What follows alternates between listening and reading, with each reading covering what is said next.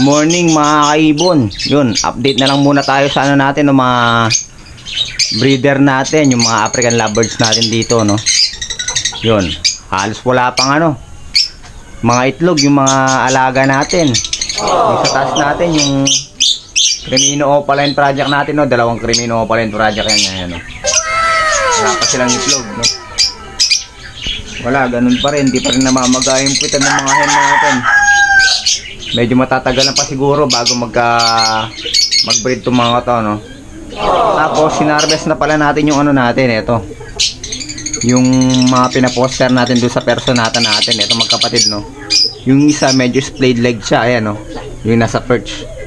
Medyo, no, pero medyo gumaling yung ano niya, paa niya. Pag naghento, makakapag-breed pa to. Pero pag nag-cock, di ko lang alam, no. Pero ano lang naman mild lang naman yung pagkaka-splayed leg niya. Mild lang, nakakalakad siya na maayos, nakakatayo ng maayos, no, ng tuwid. Yan, dalawang sable na opaline. Green opaline. Possible split ino, possible split par blue. Tapos yung isa, nandito, yung RF line natin na ano. Isa natin, RF line, napapalabasin ko lang. Ayan.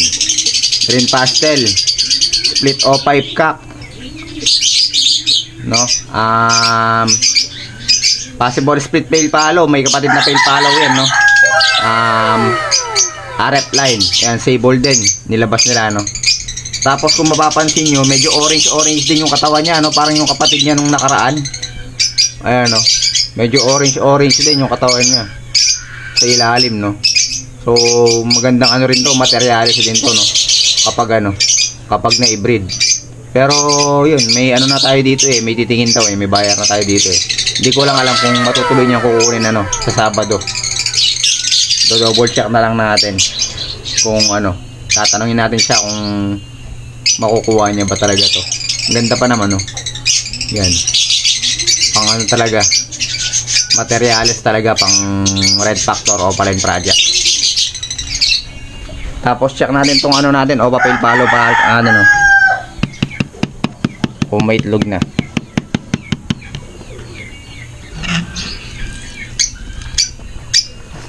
Wala pa din silang itlog mga kaibon na yun, no?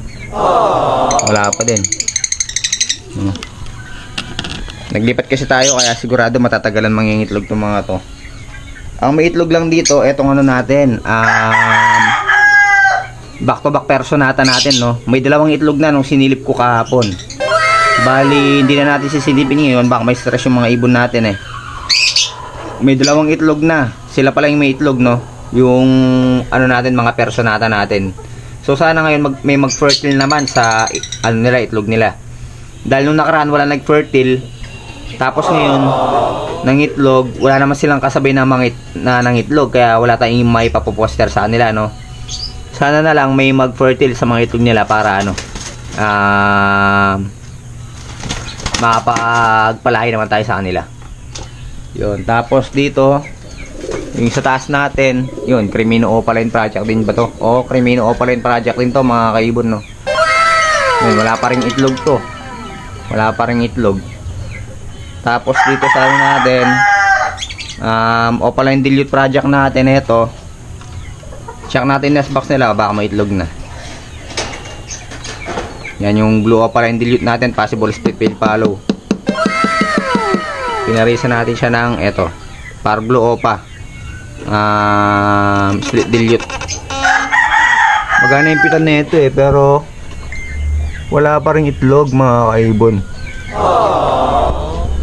Yan, wala pa rin, no. So kulang pa sa nesting material, no. Bibigyan natin ng malunggay ito para mapag-nesting ng maayos yung hen natin. Yan, medyo magana yung pitan nito sa tingin ko malapit na mangitlog to Medyo magana yung pitan niya. Kaya yun. Mamaya bibigyan natin sila ng mga malunggay, mga breeder natin dito. Tapos ito naman yung ano natin, yung galing kay Sel Melchor, no. Ito. Yung blue split opa, split dilute natin. Binigyan natin siya ng kapares na yun, yung mauve opaline dilute, no. Ayan, nabili natin ng halagang 250 pesos kay Sir Gilbert. Yan, nabili na. Proven hen, Proven hen. Kaya yung kinuha natin kasi proven hen. Tapos ito naman, proven cock. Kaya ayun, match na match talaga sila. Mamaya paliliguan naman natin itong dalawa to para paliliguan natin ng washout para mag-pair na sila kasi hindi pa sila banded. Pero pinagsama ko na sila dito sa kulungan, nakatakip lang yung nest box. Para sila, mag-band talaga sila.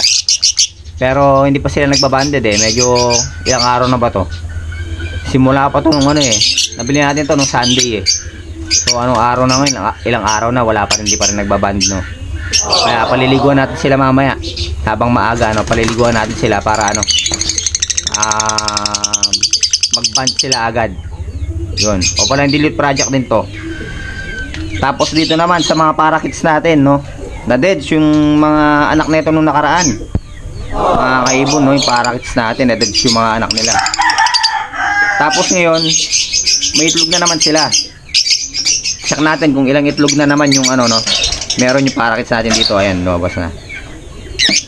Na-deads yung mga anak nila, malaki na, sayang nung nakaraan. Kasi basal sila kaya kaya siguro hindi pa masyadong marunong bumuhay Na-deads yung dalawang inakay. Oo. Ngayon daming itlog mga kaibon na yan 1, 2, 3, 4, 5, 6 6 yung itlog mga kaibon na yan. 6 yung nilabas na itlog ngayon. So sana yun baka buhay naman sila Ito walang nesting material to dahil na panood ko sa YouTube na di na raw kailangan lagyan ng nesting material yung mga parakeets. Kaya yun, hindi ko na nilagyan ng nesting material. So sana yun, makabuhay naman sila ng mga inakay nila ngayong na to, clutch na to 6, daming itlog. Sana mag-fertile lahat Nag-start mang itlog to nung nung 31 pa March 31 pa sila nag-start mang itlog. Yung mga parakeets natin dito. So hindi natin masyadong i-istorbohin para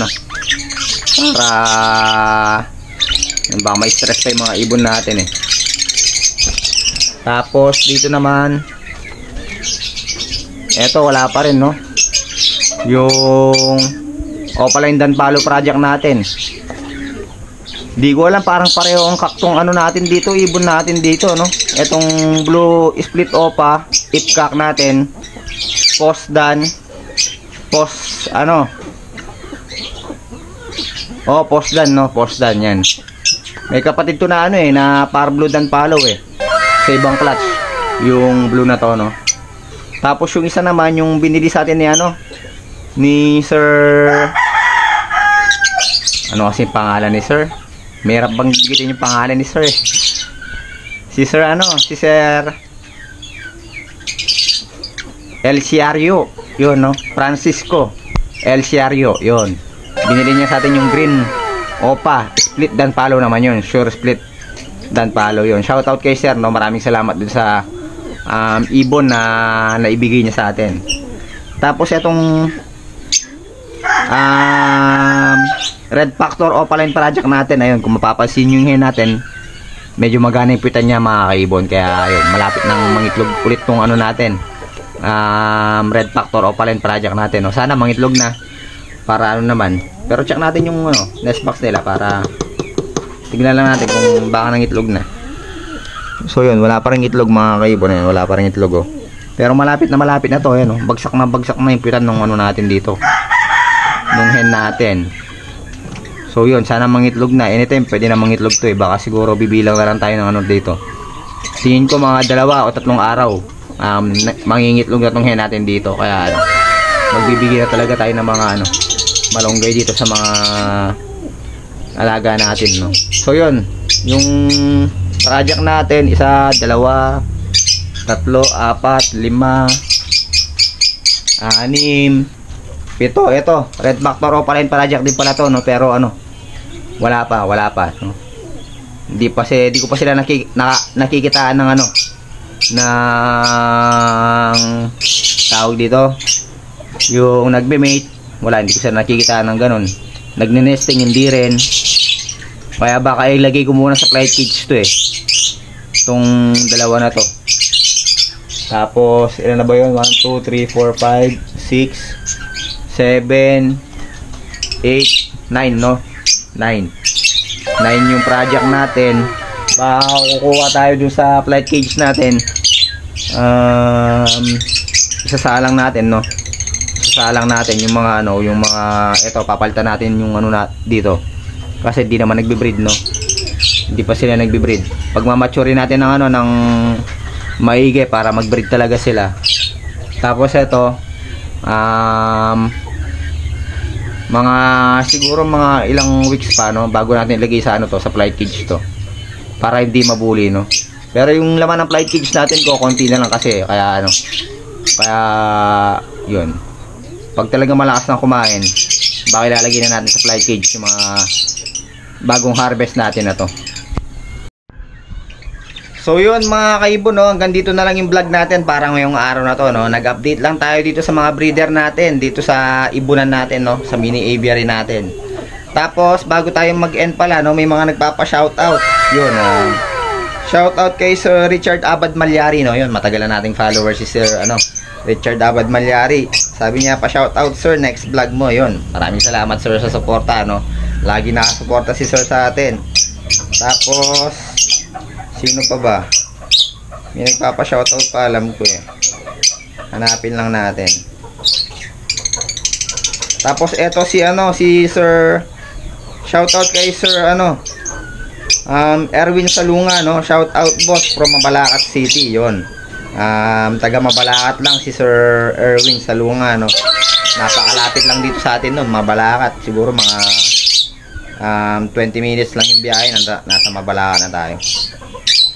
Tapos eto kaya shout out din kay Sir Jess Rosales Labutap, yun. Shout out boss, next vlog from Sampaloc, Manila. Yun, taga Sampaloc, Manila pa si Sir, no. Umaabot na ng Manila yung vlog natin, yun mga kaibon, no.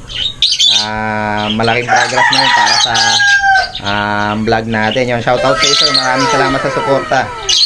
So yun mga kaibon, no, yun lang yung mga nagpapa-shoutout sa atin. So yun, maraming salamat po sa inyo sa mga sumusuporta. Shoutout na rin sa lahat ng mga subscriber natin dyan. Yun, sana patuloy nyo supportahan yung natin, yung vlog natin, pagbablog natin, no. Lalo na yung natin, pagbablog natin doon sa pet market, no. Bukas pupunta ulit tayo ng pet market. So sa mga nagtatanong nga pala, yung pet market tuwing araw lang yun ng ng Sabado at Linggo, 7 AM hanggang 11 AM. Pag minsan umaabot sila hanggang alas 12 kapag maraming tao dun sa pet market, pero kadalasan hanggang alas 11 lang. So yan, sa mga nagtatanong po, no, yun, hanggang lang, Saturday and Sunday lang, 7 to 11 AM. Pero pag minsan umabot ng 12 ng tanghali. So yun mga kaibon, maraming salamat.